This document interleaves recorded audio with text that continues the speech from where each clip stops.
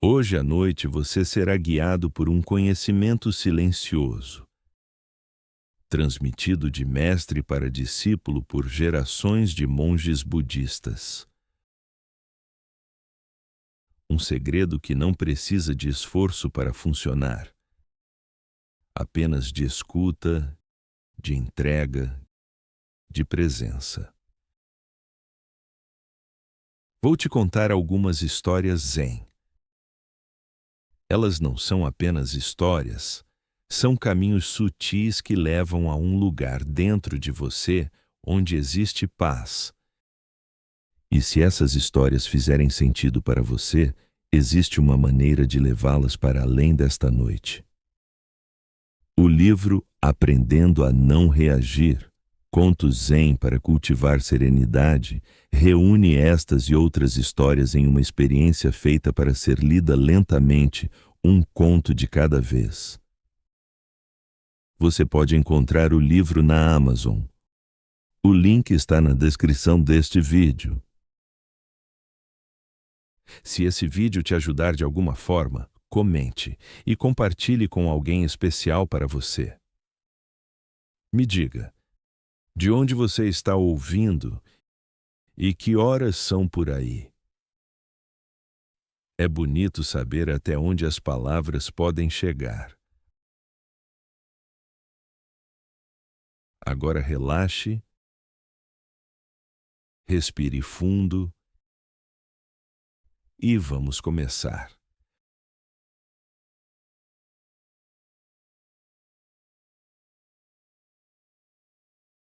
O salão de chá estava quase vazio. A chuva lá fora desenhava círculos no lago e o vapor que subia das tigelas fazia parecer que as nuvens haviam descido à terra. O mestre Sho servia os últimos alunos do dia. Entre eles estava Haru, um jovem estudioso que há semanas se preparava para deixar o mosteiro, terminara seu treinamento e retornaria à cidade. Quando o mestre lhe trouxe a tigela, Haru agradeceu com uma reverência mais demorada que o costume. Mestre, disse, este é meu último chá aqui. Sho apenas sorriu e serviu em silêncio. O som da água quente preenchendo a tigela parecia mais importante do que qualquer resposta. Haru observou o chá. A superfície tremia levemente e no reflexo podia ver o próprio rosto. Passaram-se 3 anos, disse ele. E ainda assim, sinto que não aprendi o suficiente. O mestre pegou sua própria tigela, ergueu-a até a altura dos olhos e respondeu. Quando você enche a xícara até a borda, o chá transborda. Quando tenta aprender demais, o espírito se derrama.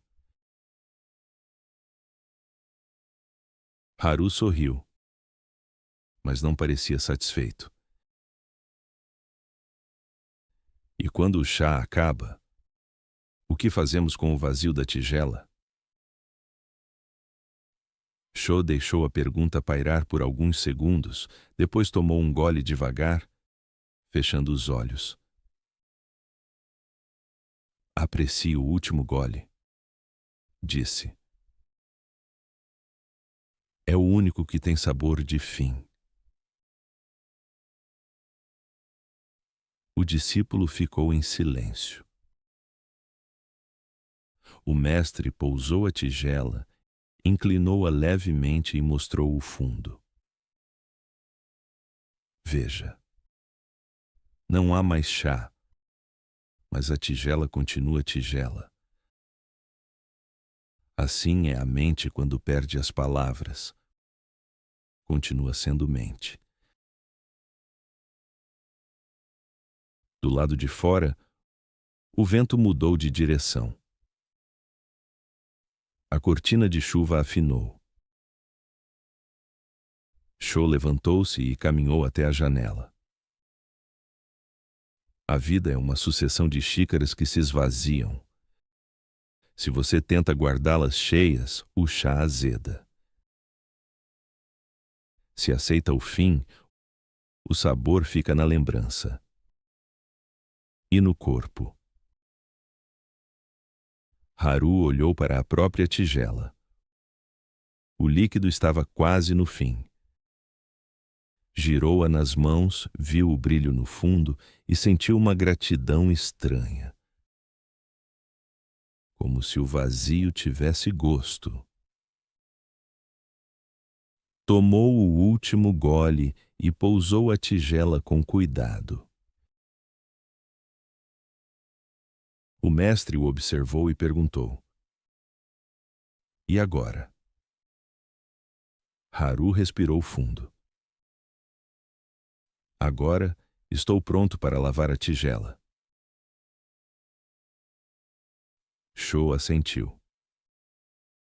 "E para voltar a enchê-la," completou na despedida, o mestre lhe entregou uma pequena colher de bambu. "Lembre-se," disse. A cerimônia só termina quando o último gole é bebido com a mesma atenção do primeiro. Haru partiu ao amanhecer seguinte. No caminho de volta à cidade, o vento frio trazia o cheiro de folhas novas. Pela primeira vez em muito tempo, ele não tentava entender nada. Apenas sentia o sabor do último gole se dissolver no corpo como se ainda houvesse chá.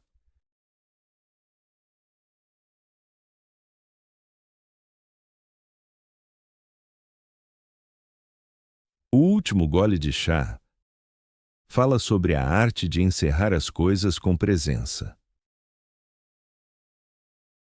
A maioria de nós vive olhando para o próximo gole, o próximo projeto, o próximo aprendizado, o próximo começo, e raramente se permite saborear o fim.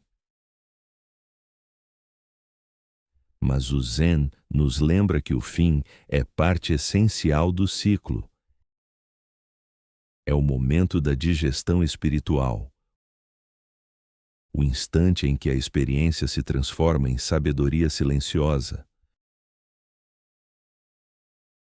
O mestre Cho mostra que tudo tem um ponto de completude. O chá, o estudo, o amor, o dia, cada coisa chega ao momento em que o sabor se encerra.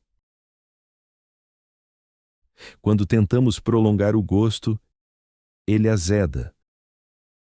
Quando aceitamos o fim com gratidão, o vazio que sobra se torna fértil.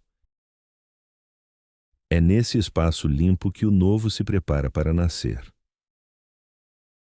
A tigela vazia é o símbolo da mente receptiva. Enquanto está cheia, nada pode entrar, mas quando se esvazia, torna-se convite. É o oposto da acumulação incessante que caracteriza o nosso tempo. Enchemos a mente de tarefas, conceitos, preocupações e esquecemos o valor do intervalo, do silêncio, do espaço em branco. O mestre, ao mostrar o fundo da tigela, ensina que a ausência não é carência, é potencial.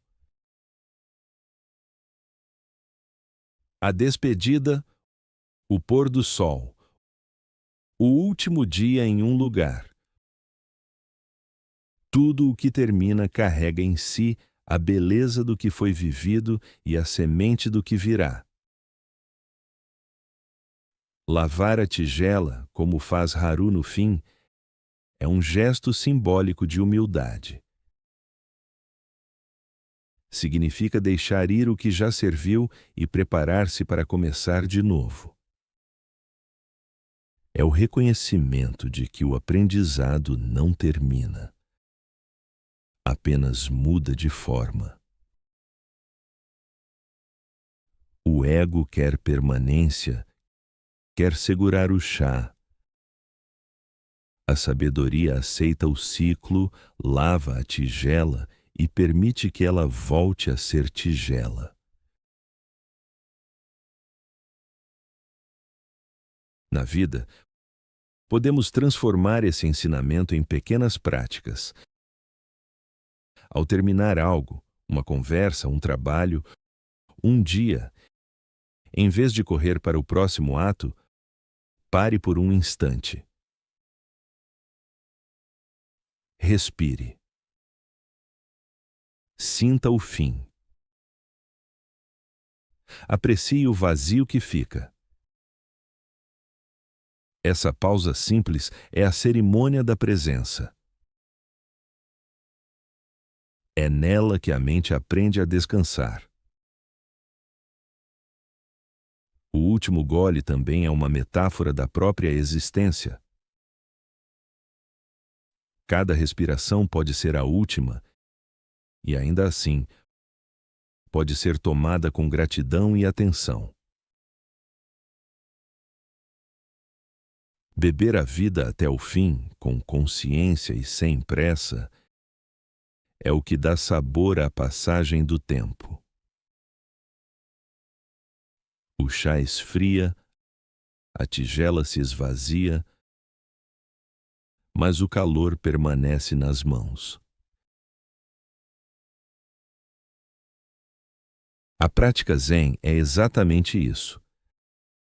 Saber começar e saber terminar, sem medo de perder. Entender que o vazio não é o oposto da plenitude, mas o espaço onde a plenitude se renova. Tudo o que acaba deixa um eco. E esse eco é o que nos mantém vivos, atentos, humanos. No fim, o ensinamento do mestre Sho é simples e profundo. Beba o último gole com a mesma atenção do primeiro. É nesse equilíbrio entre presença e desapego que mora a paz.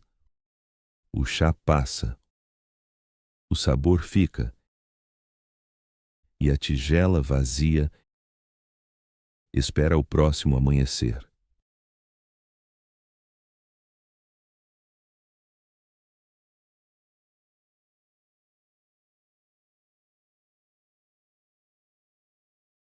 Em um final de tarde chuvoso, o jovem monge Akito caminhava pelo bosque levando uma cesta de ervas colhidas no vale.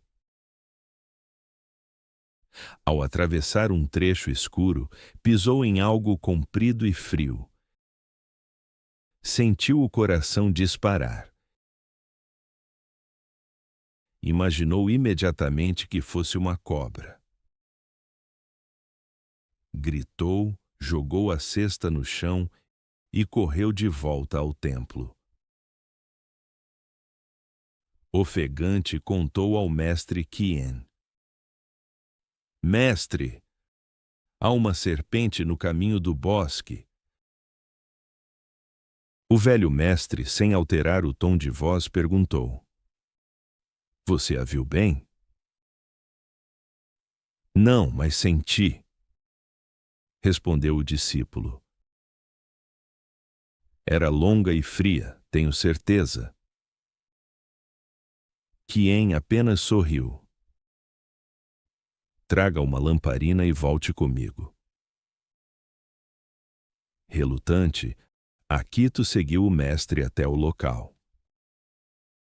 A chuva havia cessado e a floresta estava envolta por um silêncio quase sagrado.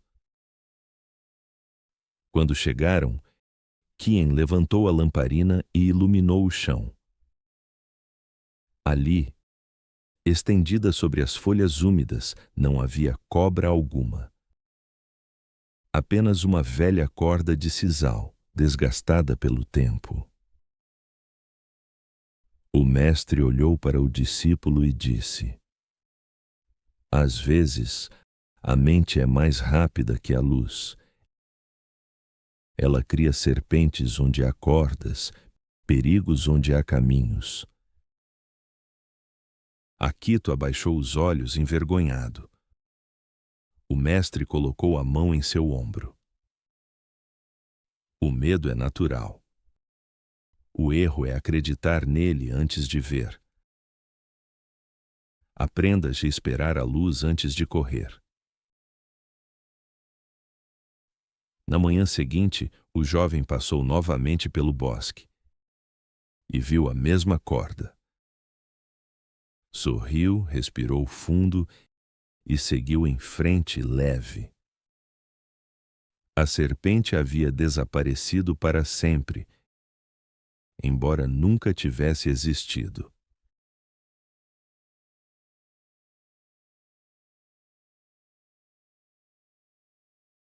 Há medos que não nascem do mundo, nascem do olhar. E às vezes o coração corre antes que a consciência possa acender sua própria lamparina. Assim acontece com Akito, que pisa na sombra e sente o corpo inteiro reagir, como se o perigo já estivesse decidido. A mente é veloz. Ela se adianta aos passos, preenche o escuro com fantasias, cria serpentes onde há apenas cordas. Mas o medo, quando não é iluminado, não protege. Apenas encurta o horizonte, encolhe o mundo, estreita a respiração. A chuva cessa, o bosque se abre, o mestre levanta a lamparina e revela a simplicidade da verdade.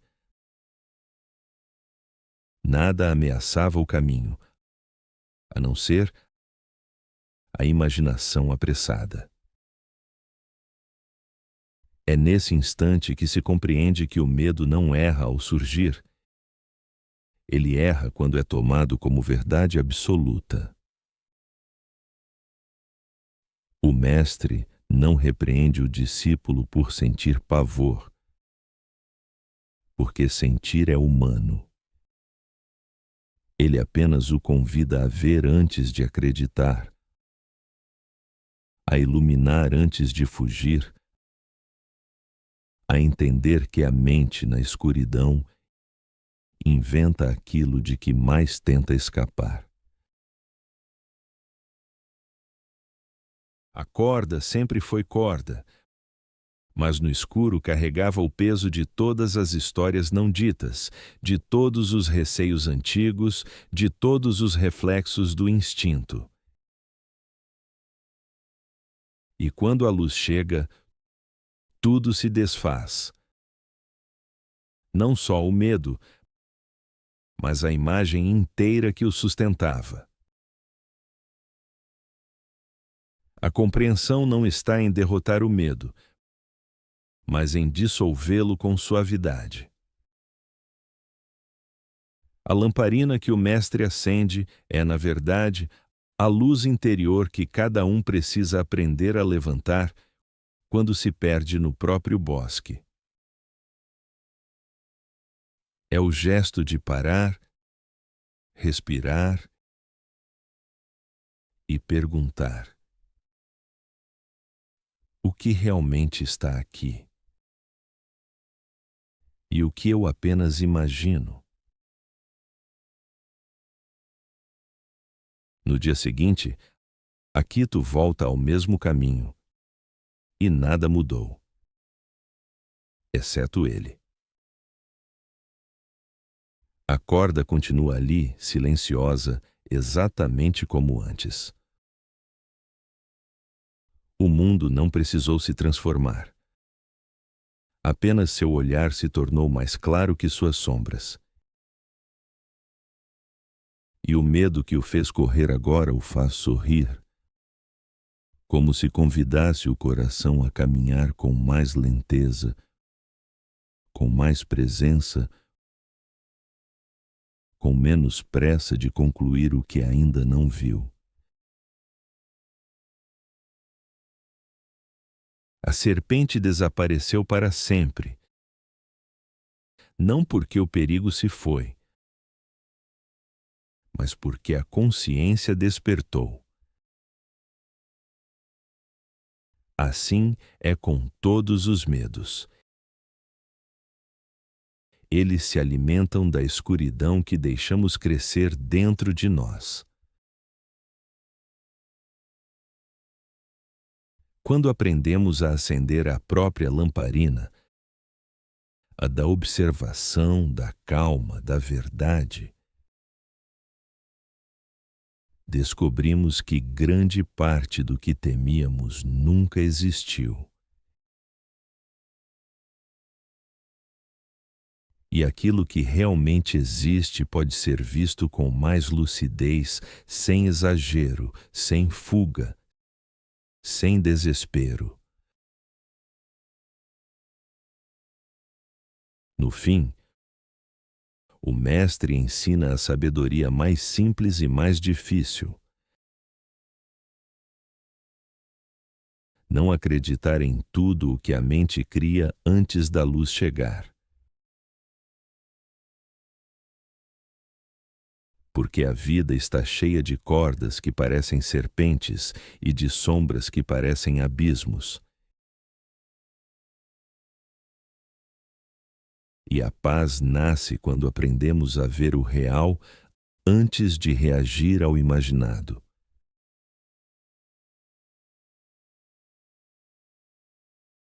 Quando caminhamos pelo bosque sabendo que o medo pode até surgir, mas não precisa guiar os passos.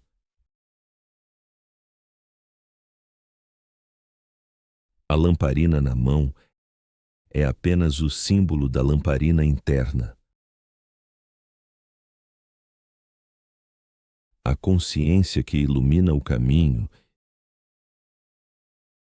e revela que a maioria das ameaças não passa de sisal esquecido entre as folhas.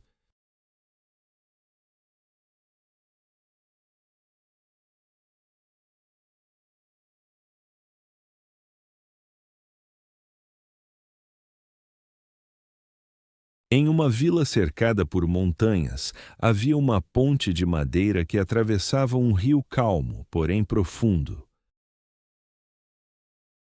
Todos os dias, os monges do mosteiro passavam por ela para chegar à cidade. Era uma ponte simples, mas resistente, construída há gerações. Certo dia, uma grande enchente atingiu o vale. O rio subiu e parte da ponte foi levada pela correnteza. Quando as águas baixaram, restaram apenas as vigas centrais, velhas, instáveis e perigosas. Os monges ficaram divididos.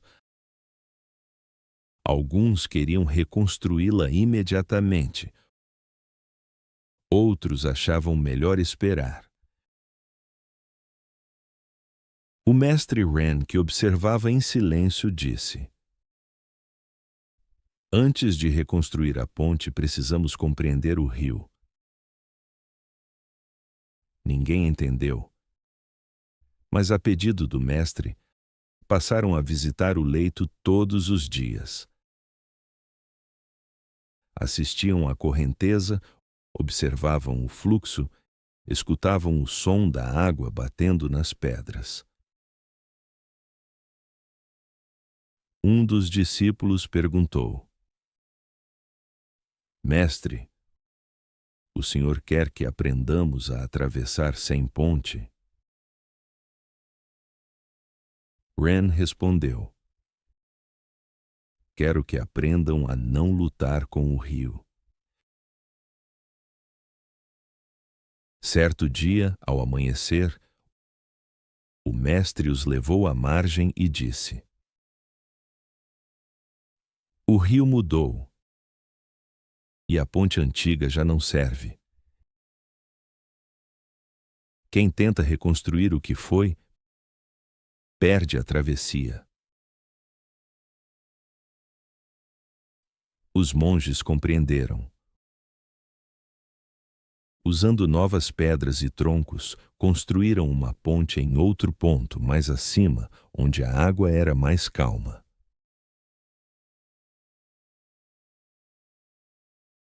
Quando terminaram, o mestre atravessou devagar e disse: agora, a ponte não vence o rio. Ela o acompanha. E assim, o templo prosperou mais uma vez. Não porque resistiu ao fluxo, mas porque aprendeu a fluir com ele.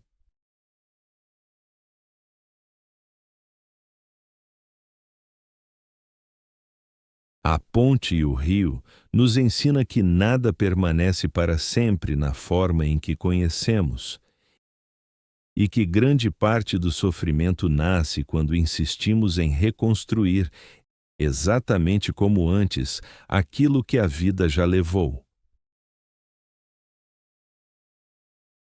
O rio que destruiu a ponte não foi inimigo, foi mestre.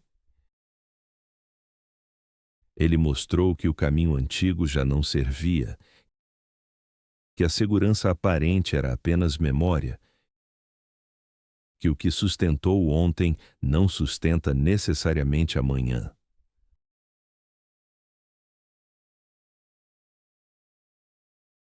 Assim como os monges, muitas vezes tentamos reconstruir nossas pontes exatamente no mesmo lugar, com os mesmos materiais, com as mesmas ideias, sem perceber que o rio mudou e nós mudamos com ele. O mestre Ren não ordena pressa nem apresenta respostas. Ele pede observação. Antes de agir, antes de construir, antes de tentar recuperar o que se perdeu, é preciso sentar-se à beira do rio e vê-lo. Entender seu fluxo, seu ritmo, sua nova curva. Assim também fazemos com a vida. Antes de reconstruir uma relação, um caminho, um sonho, precisamos observar o que mudou em nós, no outro, no mundo. Somente assim percebemos que o que ruiu não foi acidente, foi transição.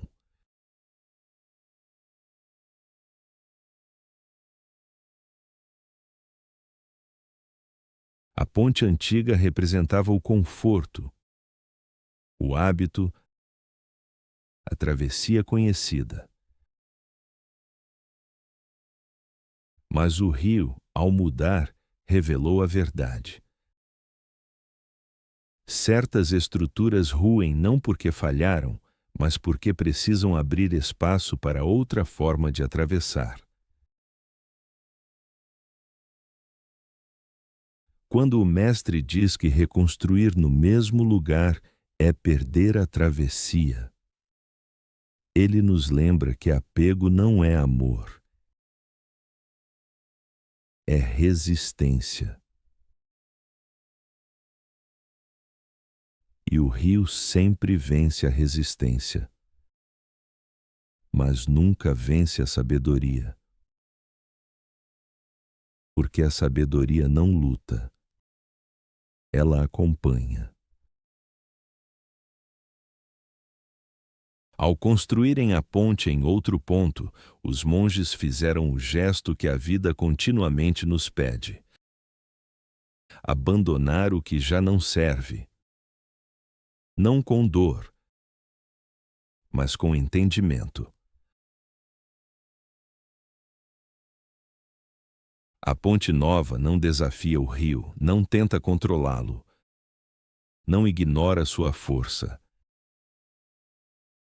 Ela nasce do diálogo com a água, nasce do respeito ao movimento, nasce da escuta.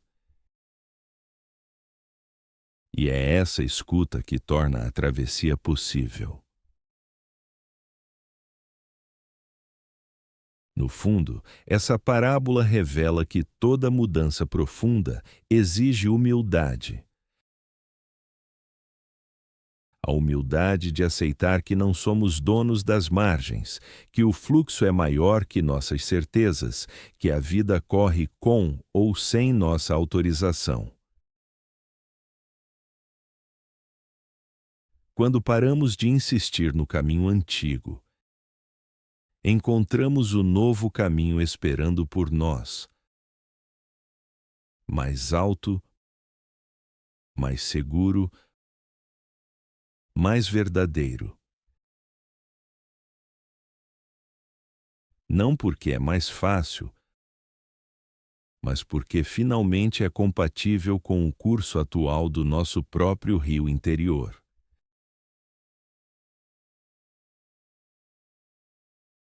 A ponte é o gesto, o rio, o coração e a travessia, a vida.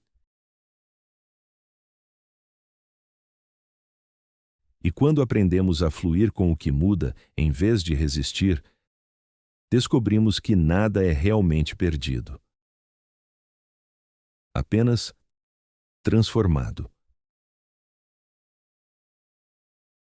O que o rio leva, ele devolve em forma de sabedoria. O que ruir hoje sustentará o amanhã de outro modo. E no instante em que paramos de lutar contra a correnteza, a vida inteira começa, enfim, a nos atravessar.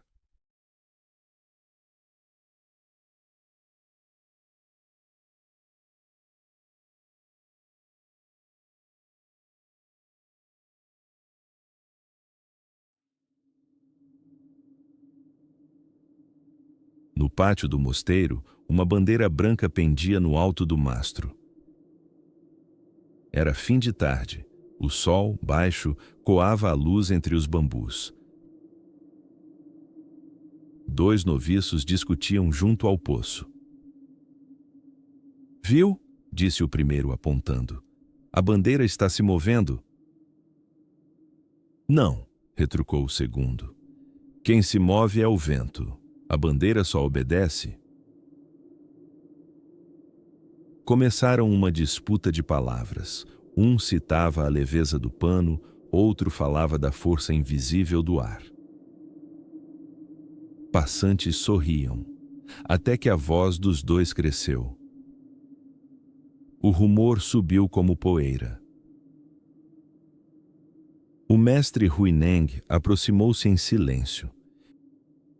Ficou algum tempo ao lado deles, olhando o mastro. A bandeira tremulava, desenhando ondas de luz. O mestre perguntou calmo: "O que acontece aqui?" Os noviços se curvaram e repetiram seus argumentos com ardor. Quando terminaram, esperaram a sentença. O mestre apenas caminhou até o pé do mastro e tocou o ferro, frio de sombra. Depois, voltou-se para os dois. Não é o vento que se move, não é a bandeira que se move. E após uma pausa, é a mente que se move. Os noviços se entreolharam, meio frustrados, meio intrigados. Um deles arriscou: então, nada se move de verdade, mestre? Huineng sorriu com os olhos. Olhem. Levou-os até o tanque do jardim. A superfície refletia a bandeira, quebrada em escamas pelo vento. O mestre recolheu um balde de água do poço e, com a concha da mão, derramou um fio sobre o tanque. Por um instante, o reflexo se dissolveu em anéis. Depois, voltou. O que mudou? Perguntou. O reflexo, disse o primeiro. O tanque, disse o segundo. A água se moveu, o reflexo se moveu, disse o mestre. Mas o céu lá em cima permaneceu inteiro. Voltaram ao pátio. O vento diminuíra. A bandeira, agora quase imóvel, parecia respirar. Quando a mente corre para explicar, ela se esquece de ver, disse Huineng. Vocês brigam sobre o que se move e perdem o que é visto quando o ver está quieto. O primeiro noviço, ainda inquieto, insistiu. E qual é a resposta certa, mestre? Huineng apanhou uma folha do chão e soprou de leve. A folha dançou um pouco e caiu. A resposta certa é a que deixa o coração quieto, disse. Não a que vence. O sino do templo bateu. Um som redondo atravessou o pátio. O mestre fez meia volta e caminhou para a sala de meditação. Os noviços ficaram parados, respirando. Um deles percebeu o próprio corpo, o peito acelerado, a língua seca, os ombros tensos.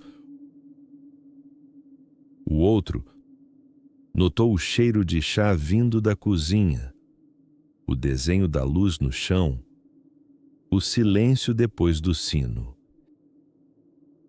Sem combinar, sentaram-se junto ao mastro. A bandeira acima não dava mais certeza alguma. Apenas oferecia um ritmo. Eles acompanharam esse ritmo com a respiração. Aos poucos, a disputa que ardia nas palavras desfez-se como a poeira quando a chuva começa. Quando a noite chegou, a bandeira tornou-se apenas sombra no escuro. Ainda assim, dentro de cada um, alguma coisa continuou se movendo.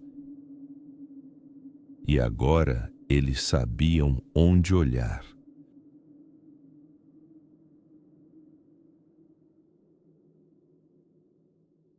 Não é o vento, não é a bandeira, é a mente que se move. O koan desmonta um reflexo muito humano, confundir interpretação com realidade. Um diz, é o pano. Outro, é o ar. Ambos descrevem mapas, não o território.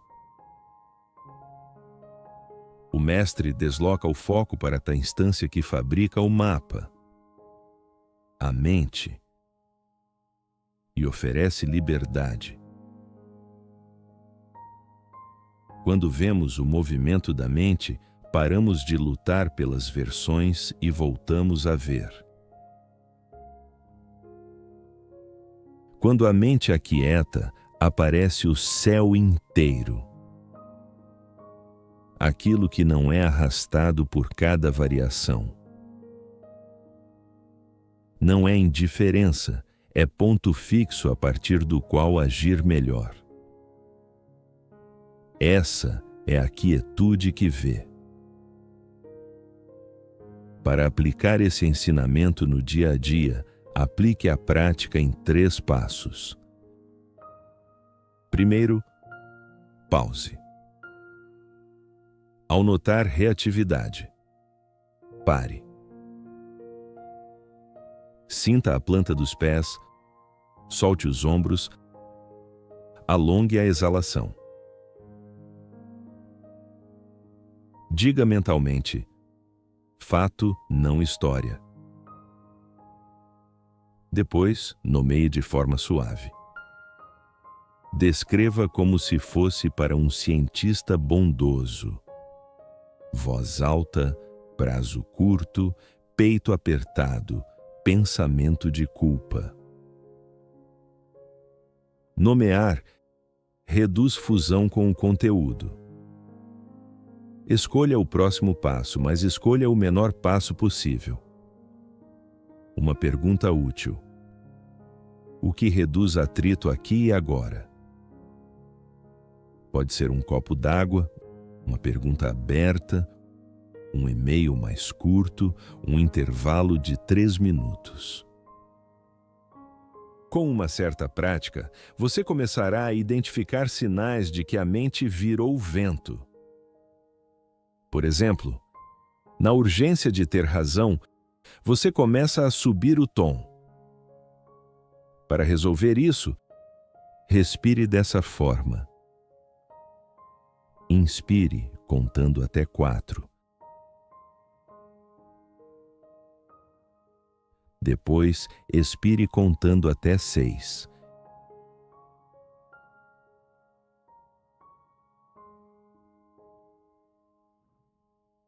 Enquanto isso, sinta o ar roçando as narinas. Repita 3 vezes ao dia por 1 minuto. Outro erro comum é achar que está lendo a mente do outro, pensando coisas como: ele quis me humilhar. Mais uma vez, respire e tente pensar com sobriedade. Muitas vezes é só sua mente inventando uma história. Evite também o catastrofismo instantâneo. Se isso der errado, tudo desaba. Para desligar desse erro, acorde o seu corpo. Alongue o pescoço, desenrugue a testa, pisque devagar. O corpo educa a mente. No trabalho e nas relações, lembremos: bandeira e vento são cofatores. Discussões úteis partem do reconhecimento da complexidade. Como o mestre disse, não é o vento, não é a bandeira. É a mente que se move.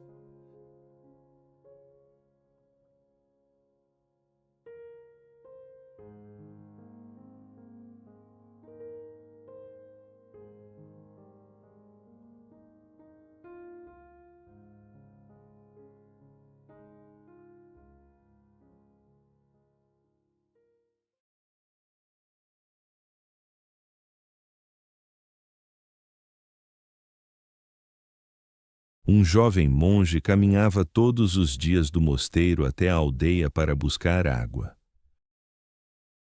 O caminho era longo e cheio de pedras, grandes, pequenas, lisas, afiadas. Ele se irritava.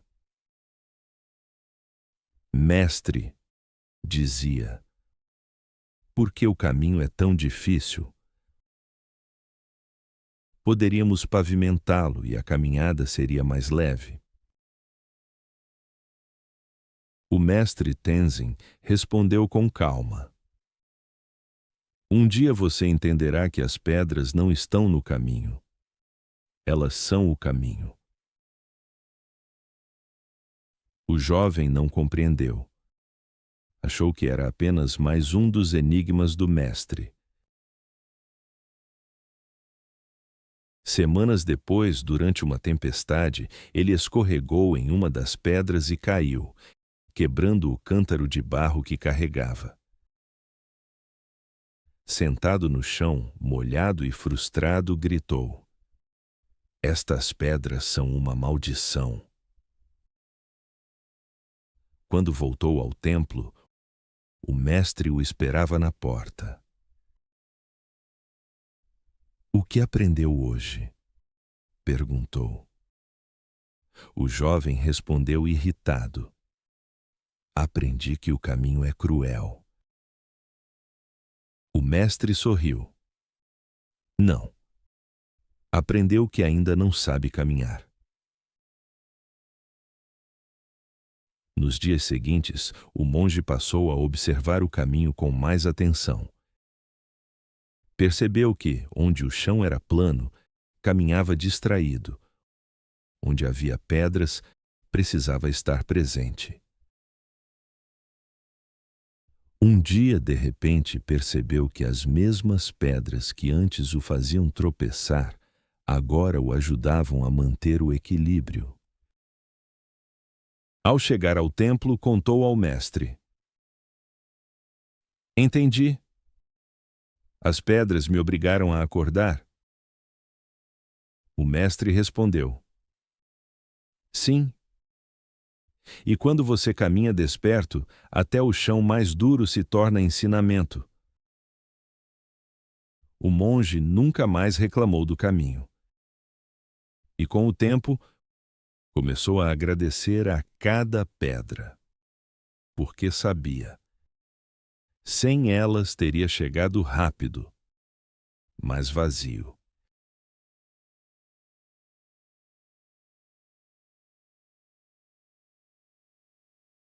A história do caminho das pedras nos conduz ao coração da prática espiritual. A compreensão de que não evoluímos apesar das dificuldades, mas através delas. O jovem monge acreditava que o caminho até a aldeia era injusto, pesado, mal construído. Via nas pedras um obstáculo, como se fossem interrupções no trajeto que deveria ser simples e suave. Mas o mestre Tenzin, com sua sabedoria tranquila, já sabia que o problema não estava no caminho. Estava na forma como o monge caminhava. Quando o jovem tropeça na pedra durante a tempestade e quebra o cântaro, sente-se vítima. A reação é imediata: culpar o caminho. Quantas vezes fazemos exatamente o mesmo? Diante de uma dificuldade, acreditamos que ela interrompe nosso progresso, quando na verdade é ela que dá profundidade ao movimento. O mestre o recebe na porta não para consolá-lo, mas para perguntar o que aprendeu. E é revelador que o discípulo, tomado pela frustração, diga que aprendeu sobre a crueldade do caminho. O mestre apenas sorri, pois compreende que o sofrimento é o modo como a ignorância se expressa antes de se transformar em lucidez. Nos dias seguintes, quando o jovem decide observar o caminho com mais presença, algo essencial muda. Ele percebe que, nos trechos planos, sua mente vagueia, dispersa, invade pensamentos antigos e futuros inexistentes. Ali, onde nada o desafia, ele não caminha. Apenas passa. Mas nas partes pedregosas, onde cada passo exige atenção, ele se vê obrigado a despertar. A pedra, que antes era inimiga, torna-se mestre. Ela exige presença, equilíbrio, escolha, precisão. Ela devolve o caminhar ao corpo, o corpo ao instante e o instante à consciência. Quando o monge percebe que as pedras que antes o faziam cair agora o impedem de escorregar, uma porta se abre dentro dele. A mesma situação, vista com novos olhos, revela outra verdade. Não era a pedra que precisava mudar. Era ele. O caminho nunca foi crueldade. Foi convite. Cada irregularidade que antes machucava, agora sustenta. Cada tropeço que antes irritava, agora orienta. É assim na vida. Aquilo que nos fere pode um dia nos fortalecer.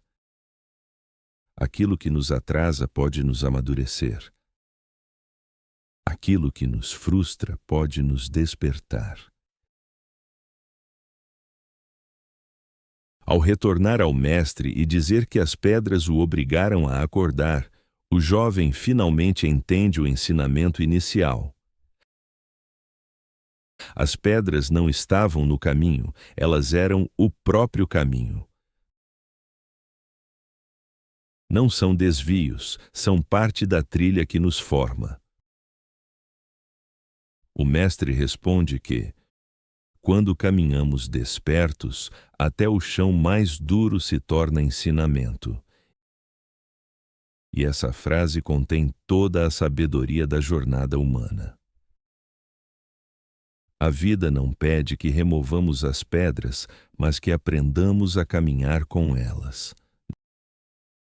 Não pede que o mundo seja fácil, mas que sejamos mais conscientes. Com o tempo, o monge deixa de reclamar.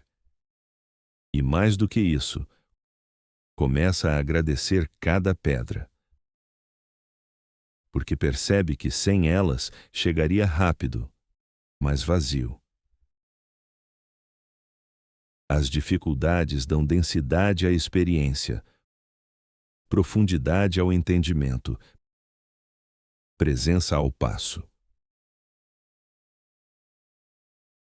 São elas que polam a alma, que revelam a força interior, que transformam pressa em clareza, irritação em presença, queda em aprendizagem. A parábola nos lembra que não existe caminho totalmente plano para quem quer crescer. As pedras aparecem no momento exato, no tamanho certo, na inclinação precisa para nos despertar. São mestres silenciosos colocados sob nossos pés, não para impedir o avanço, mas para impedir o adormecimento. Elas nos chamam a voltar para o corpo, para o instante, para o centro. No fim, compreendemos que o caminho nunca foi um trajeto externo, sempre foi o movimento interno de quem o percorre.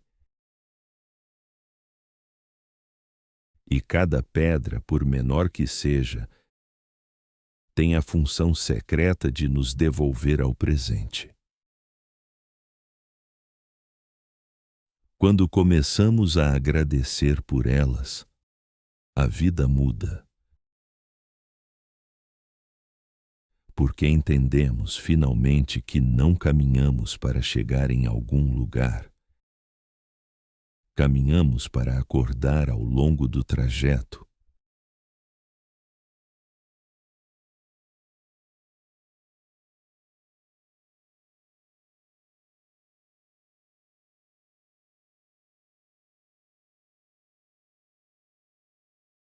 Em um fim de tarde tranquilo, o mestre Satori convidou seu discípulo, Ken, para pintar com ele no pátio do templo.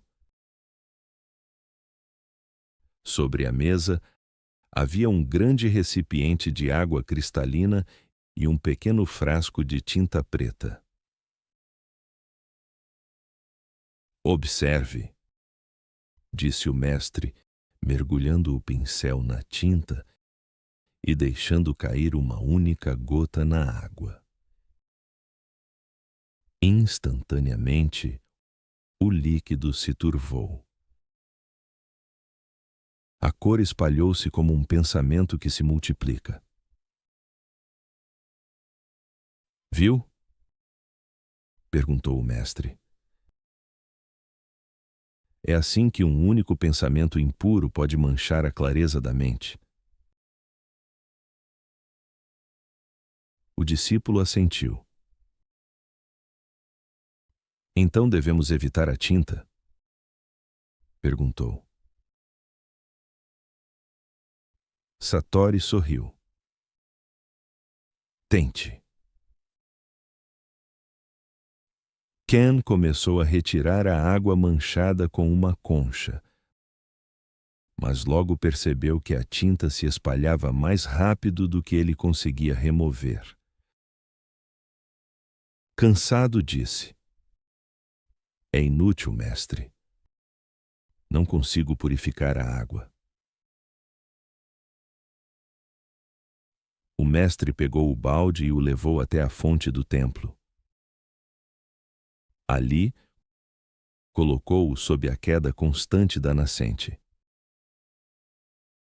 A água limpa começou a cair dentro do recipiente, enchendo-o até que a tinta se diluísse por completo. Veja, Ken, disse Satori. Não é preciso lutar contra a tinta.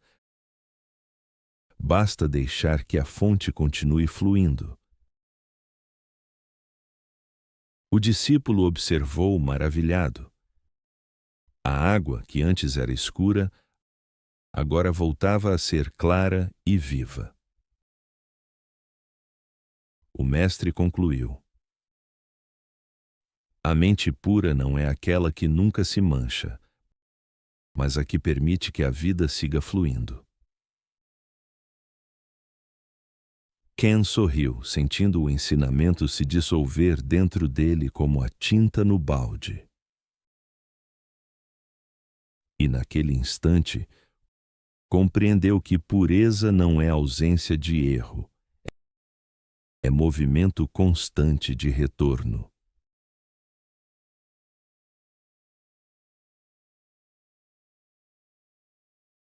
Há momentos em que a mente parece uma fonte clara, tranquila, transparente.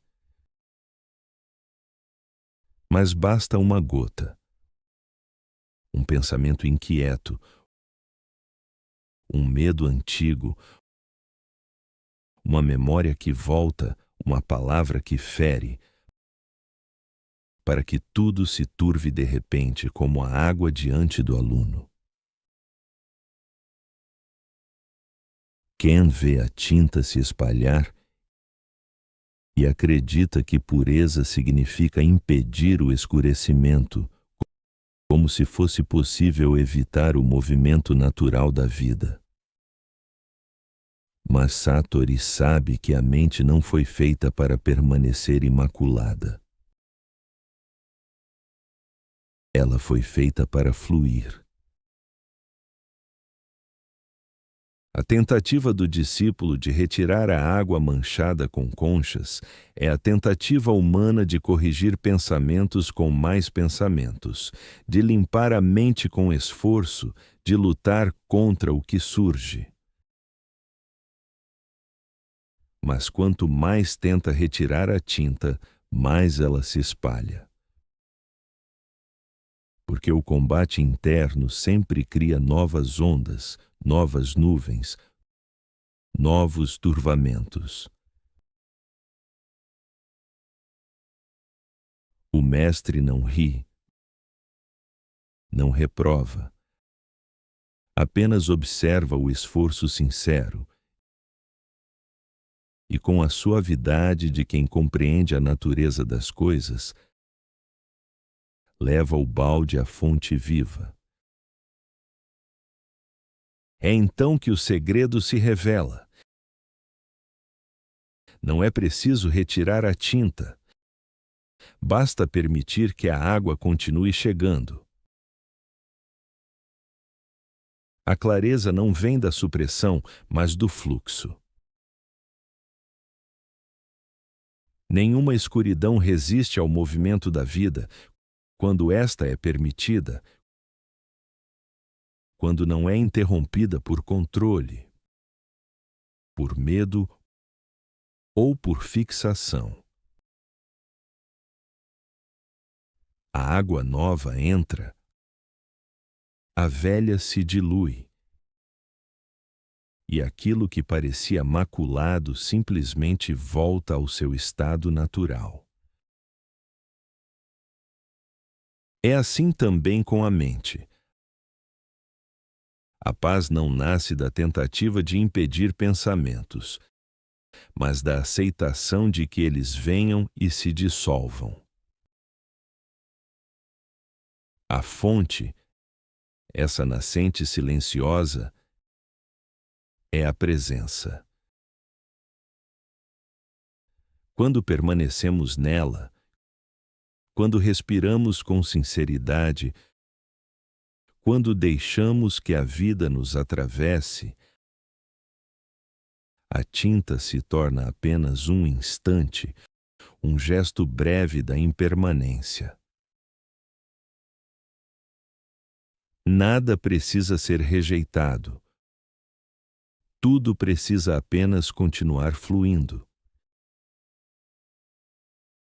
Ken observa a água clarear sem esforço. E nesse instante, algo dentro dele também se ilumina. Ele percebe que pureza não é um estado fixo, mas um retorno contínuo. Todos nos manchamos pelos dias difíceis, pelas emoções densas, pelos pensamentos que nos surpreendem. Mas nenhum desses movimentos é definitivo. Desde que a fonte continue fluindo, a mente encontra seu próprio caminho de volta. O erro se desfaz na compreensão. O medo se dissolve na respiração profunda. A dor se torna leve quando não é agarrada. O mestre sabe que a vida é assim. Uma sucessão de gotas que caem e se movem, um balde que nunca deixa de ser preenchido. A tinta não é inimiga. Ela apenas nos lembra que precisamos manter o fluxo. Quando cessamos o esforço e apenas deixamos a água correr, descobrimos que a clareza sempre retorna, porque nunca nos abandonou. Apenas estava escondida sob o movimento da própria mente. E assim, entre o balde que escurece e a fonte que ilumina, Ken compreende enfim. Pureza não é nunca se turvar, mas permitir-se clarear infinitas vezes. É confiar que a vida sabe purificar o que a mente não consegue tocar. É não lutar contra a tinta, mas abrir espaço para que a água continue chegando.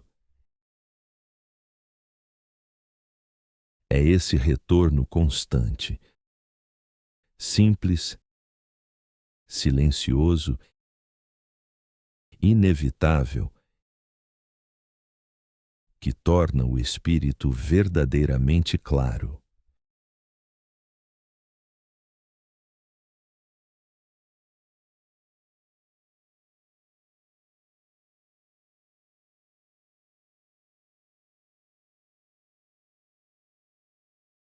Como disse o mestre Thich Nhat Hanh, sentar-se é um ato revolucionário. E ao deitar-se esta noite com intenção, você também está escolhendo parar, escutar. E talvez pela primeira vez em dias, apenas ser. Não há necessidade de entender tudo agora, nem de fazer esforço. Lao Tse dizia: a natureza nunca se apressa, mas tudo é realizado. Então, nesta noite, vá com calma. Acomode-se com gentileza, sinta o corpo descansar pouco a pouco como uma folha que pousa sobre a água. Apenas respire e deixe que cada história sopre um pouco da poeira que cobre o seu espelho interior. Você não precisa encontrar todas as respostas. Buda nos lembrava: não acredite em nada, mesmo que eu tenha dito, a menos que fale com sua própria experiência. Por isso, não force. Apenas ouça. Permita que algo dentro de você reconheça a verdade sem esforço, como quem observa o reflexo da lua num lago calmo. Agora, respire fundo. Relaxe o rosto, solte o peso dos ombros e prepare-se para ouvir não apenas com os ouvidos, mas com o coração. Um renomado professor universitário, conhecido por seu vasto conhecimento sobre religiões e filosofias orientais, decidiu visitar um mestre zen em um mosteiro distante. Ele queria aprender sobre o zen, não como iniciante, mas como alguém já cheio de teorias, ideias e certezas. Ao chegar ao templo, foi recebido com gentileza pelo mestre, um homem de fala suave e olhos tranquilos, que o convidou para tomar chá. O professor começou a falar com entusiasmo sobre tudo o que sabia. Citou sutras, filósofos indianos, escolas budistas, conceitos psicológicos e até comparações com pensadores ocidentais. Enquanto o professor falava, o mestre apenas sorria e ouvia. Silenciosamente pegou um bule e começou a servir chá na xícara do visitante. A xícara se encheu. O mestre continuou a servir. Chá transbordou. Escorreu pela mesa, molhou o chão. "Mestre!" exclamou o professor. "A xícara já está cheia, não cabe mais chá." O mestre o olhou com calma e respondeu: "Assim como esta xícara, você está cheio de suas próprias opiniões e suposições. Como posso lhe mostrar o Zen, se você não esvaziar sua xícara?" O silêncio que se seguiu disse mais do que qualquer teoria. O professor compreendeu, naquele instante, que a sabedoria verdadeira não pode ser derramada em uma mente que já acredita saber de tudo. O Zen não é algo que se aprende acumulando conceitos. Não é mais uma ideia para decorar a estante da mente. É algo que se vive, algo que só se revela quando há espaço para o novo. A mente cheia de certezas é como um copo transbordando. Nada mais entra. Mas uma mente aberta, curiosa, humilde, é como uma xícara vazia, pronta para receber sem resistência. Essa parábola ecoa um dos princípios fundamentais da prática Zen. O mestre Shunryu Suzuki escreveu: "Na mente do principiante há muitas possibilidades, na do especialista, poucas. Porque quem acredita saber tudo já fechou a porta. Mas quem reconhece que ainda está aprendendo, deixa janelas abertas para a brisa da verdade." Em nossa vida cotidiana, somos como o professor. Enchemos a mente com preocupações, julgamentos, expectativas. Carregamos crenças sobre nós mesmos, sobre os outros, sobre o mundo. E então, buscamos paz, mas estamos transbordando de ruído. A xícara precisa ser esvaziada, a mente precisa aprender a se calar. A humildade é o primeiro passo da sabedoria. Esta noite, ao se preparar para dormir, observe o quanto sua mente está cheia. Cheia de pensamentos sobre o que deveria ter sido. Cheia de cobranças sobre o que precisa fazer. Cheia de vozes dizendo o que é certo e o que é errado. Respire. Imagine uma xícara em suas mãos. Sinta o peso do excesso. E então, esvazie. Derrame pouco a pouco tudo o que não precisa ser levado para a noite. Permita-se não saber. Permita-se descansar. Pois a paz não vem quando tudo está explicado. Ela vem quando há espaço para simplesmente estar presente. E é nesse espaço que o chá da sabedoria pode finalmente ser servido.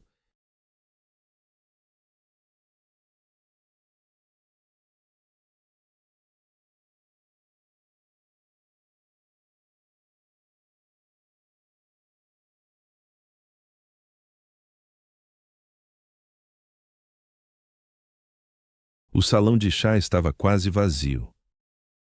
A chuva lá fora desenhava círculos no lago e o vapor que subia das tigelas fazia parecer que as nuvens haviam descido à terra. O mestre Sho servia os últimos alunos do dia. Entre eles estava Haru, um jovem estudioso que há semanas se preparava para deixar o mosteiro, terminara seu treinamento e retornaria à cidade. Quando o mestre lhe trouxe a tigela, Haru agradeceu com uma reverência mais demorada que o costume. Mestre, disse, este é meu último chá aqui. Sho apenas sorriu e serviu em silêncio. O som da água quente preenchendo a tigela parecia mais importante do que qualquer resposta. Haru observou o chá. A superfície tremia levemente e no reflexo podia ver o próprio rosto. Passaram-se 3 anos, disse ele. E ainda assim, sinto que não aprendi o suficiente. O mestre pegou sua própria tigela, ergueu-a até a altura dos olhos e respondeu. Quando você enche a xícara até a borda, o chá transborda. Quando tenta aprender demais, o espírito se derrama. Haru sorriu, mas não parecia satisfeito. E quando o chá acaba, o que fazemos com o vazio da tigela? Sho deixou a pergunta pairar por alguns segundos, depois tomou um gole devagar, fechando os olhos. Aprecie o último gole, disse. É o único que tem sabor de fim. O discípulo ficou em silêncio. O mestre pousou a tigela, inclinou-a levemente e mostrou o fundo. Veja. Não há mais chá, mas a tigela continua tigela. Assim é a mente quando perde as palavras. Continua sendo mente.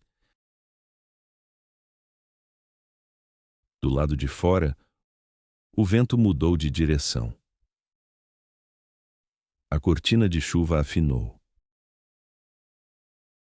Sho levantou-se e caminhou até a janela. A vida é uma sucessão de xícaras que se esvaziam. Se você tenta guardá-las cheias, o chá azeda. Se aceita o fim, o sabor fica na lembrança. E no corpo. Haru olhou para a própria tigela. O líquido estava quase no fim. Girou-a nas mãos, viu o brilho no fundo e sentiu uma gratidão estranha. Como se o vazio tivesse gosto. Tomou o último gole e pousou a tigela com cuidado. O mestre o observou e perguntou: "E agora?" Haru respirou fundo. "Agora estou pronto para lavar a tigela." Sho assentiu. "E para voltar a enchê-la," completou na despedida, o mestre lhe entregou uma pequena colher de bambu. "Lembre-se", disse. A cerimônia só termina quando o último gole é bebido com a mesma atenção do primeiro. Haru partiu ao amanhecer seguinte. No caminho de volta à cidade, o vento frio trazia o cheiro de folhas novas. Pela primeira vez em muito tempo, ele não tentava entender nada. Apenas sentia o sabor do último gole se dissolver no corpo como se ainda houvesse chá.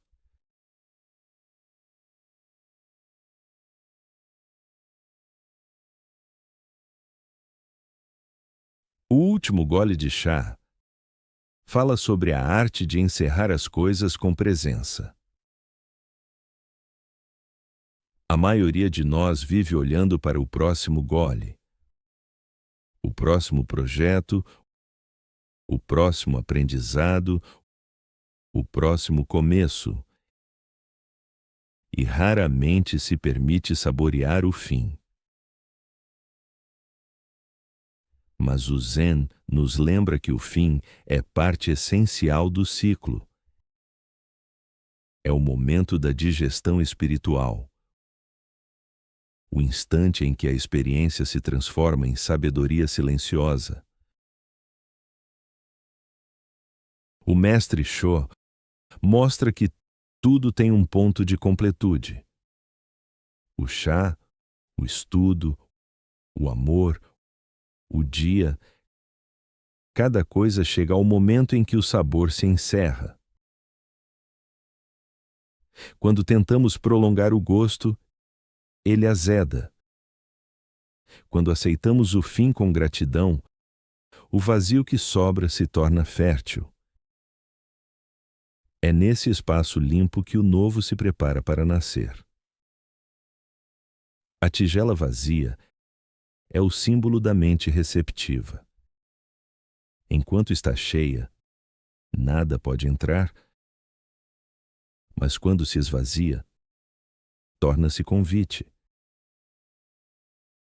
É o oposto da acumulação incessante que caracteriza o nosso tempo. Enchemos a mente de tarefas, conceitos, preocupações e esquecemos o valor do intervalo, do silêncio, do espaço em branco. O mestre, ao mostrar o fundo da tigela, ensina que a ausência não é carência, é potencial. A despedida, o pôr do sol, o último dia em um lugar. Tudo o que termina carrega em si a beleza do que foi vivido e a semente do que virá. Lavar a tigela, como faz Haru no fim, é um gesto simbólico de humildade. Significa deixar ir o que já serviu e preparar-se para começar de novo. É o reconhecimento de que o aprendizado não termina, apenas muda de forma. O ego quer permanência, quer segurar o chá. A sabedoria aceita o ciclo, lava a tigela e permite que ela volte a ser tigela. Na vida, podemos transformar esse ensinamento em pequenas práticas. Ao terminar algo, uma conversa, um trabalho, um dia, em vez de correr para o próximo ato, pare por um instante. Respire. Sinta o fim. Aprecie o vazio que fica. Essa pausa simples é a cerimônia da presença. É nela que a mente aprende a descansar. O último gole também é uma metáfora da própria existência. Cada respiração pode ser a última, e ainda assim, pode ser tomada com gratidão e atenção.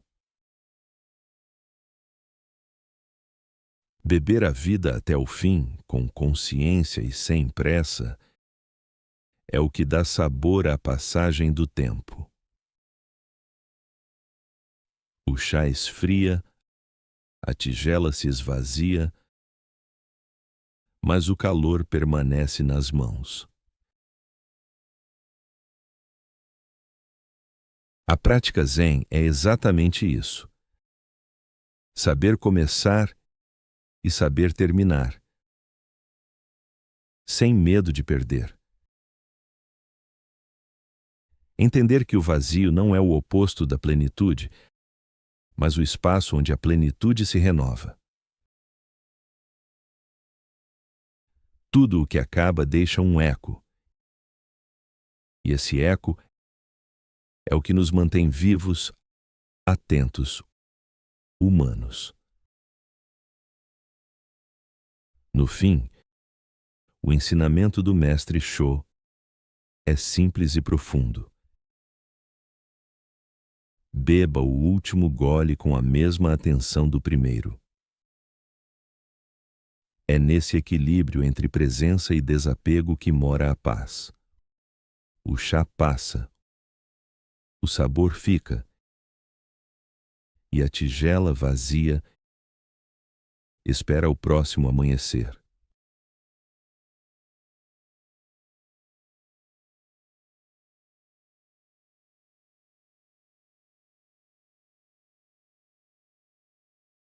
Em um final de tarde chuvoso, o jovem monge Akito caminhava pelo bosque levando uma cesta de ervas colhidas no vale.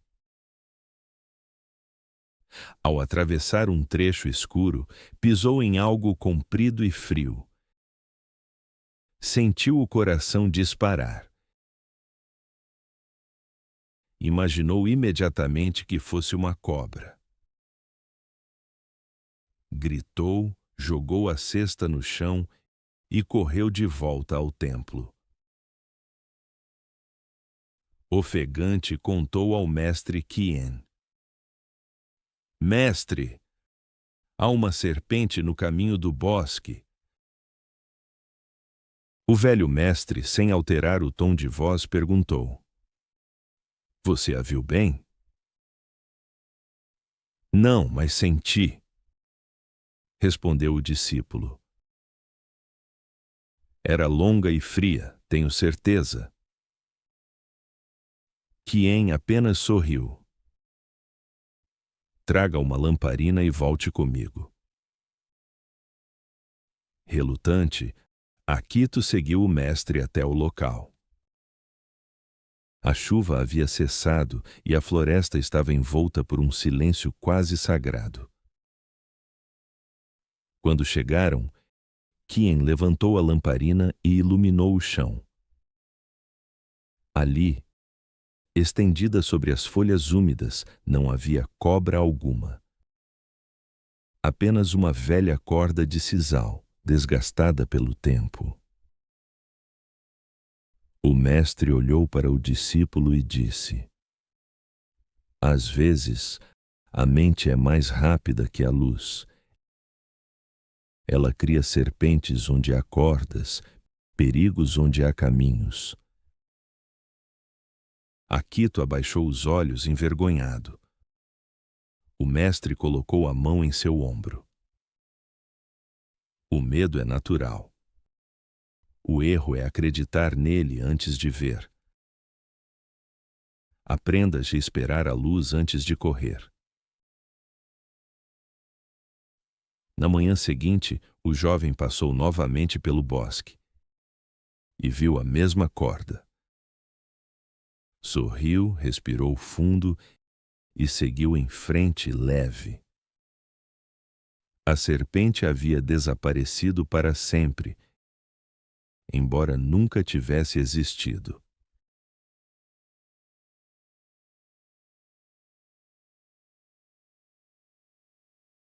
Há medos que não nascem do mundo, nascem do olhar. E às vezes o coração corre antes que a consciência possa acender sua própria lamparina. Assim acontece com Akito, que pisa na sombra e sente o corpo inteiro reagir, como se o perigo já estivesse decidido. A mente é veloz. Ela se adianta aos passos, preenche o escuro com fantasias, cria serpentes onde há apenas cordas. Mas o medo, quando não é iluminado, não protege. Apenas encurta o horizonte, encolhe o mundo, estreita a respiração. A chuva cessa, o bosque se abre, o mestre levanta a lamparina e revela a simplicidade da verdade. Nada ameaçava o caminho, a não ser a imaginação apressada. É nesse instante que se compreende que o medo não erra ao surgir. Ele erra quando é tomado como verdade absoluta. O mestre não repreende o discípulo por sentir pavor, porque sentir é humano. Ele apenas o convida a ver antes de acreditar, a iluminar antes de fugir, a entender que a mente na escuridão inventa aquilo de que mais tenta escapar. A corda sempre foi corda, mas no escuro carregava o peso de todas as histórias não ditas, de todos os receios antigos, de todos os reflexos do instinto. E quando a luz chega, tudo se desfaz. Não só o medo, mas a imagem inteira que o sustentava. A compreensão não está em derrotar o medo, mas em dissolvê-lo com suavidade. A lamparina que o mestre acende é, na verdade, a luz interior que cada um precisa aprender a levantar quando se perde no próprio bosque. É o gesto de parar, respirar e perguntar: o que realmente está aqui? E o que eu apenas imagino? No dia seguinte, Akito volta ao mesmo caminho e nada mudou, exceto ele. A corda continua ali, silenciosa, exatamente como antes. O mundo não precisou se transformar. Apenas seu olhar se tornou mais claro que suas sombras. E o medo que o fez correr agora o faz sorrir, como se convidasse o coração a caminhar com mais lenteza, com mais presença, com menos pressa de concluir o que ainda não viu. A serpente desapareceu para sempre, não porque o perigo se foi, mas porque a consciência despertou.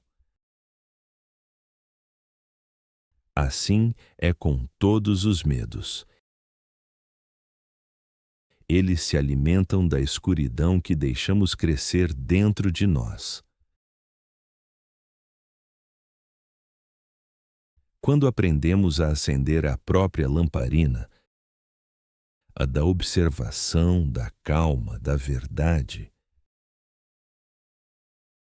descobrimos que grande parte do que temíamos nunca existiu. E aquilo que realmente existe pode ser visto com mais lucidez, sem exagero, sem fuga, sem desespero. No fim, o Mestre ensina a sabedoria mais simples e mais difícil. Não acreditar em tudo o que a mente cria antes da luz chegar. Porque a vida está cheia de cordas que parecem serpentes e de sombras que parecem abismos. E a paz nasce quando aprendemos a ver o real antes de reagir ao imaginado.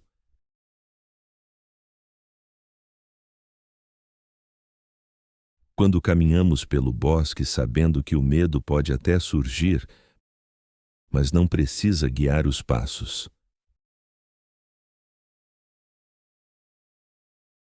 A lamparina na mão é apenas o símbolo da lamparina interna. A consciência que ilumina o caminho